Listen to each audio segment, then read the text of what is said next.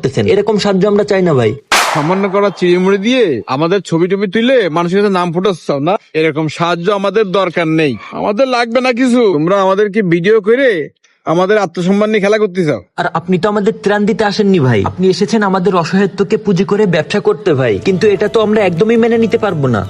আমরা সাহায্য সহযোগিতা করেছি, কিন্তু মানুষ দেখানোর জন্য না, আমরা করেছি আল্লাহকে রাজি খুশি করার জন্য। এই জন্য কখনো কোনো ছবি তুলিনি, সবাইকে আমাদের নাম প্রকাশ করতেও মানা করে দিয়েছি। কিন্তু আপনারা যেই কাজটা করতেছেন, আপনারা করতেছেন আপনাদের স্বার্থের জন্য, লোক দেখানোর জন্য। আমরা ভাই লোক দেখানো সাহায্য করি না। আর সেই লোক দেখানো সাহায্যও আমাদের লাগবে না ভাই, আপনার ত্রাণ আপনি নিয়ে যান।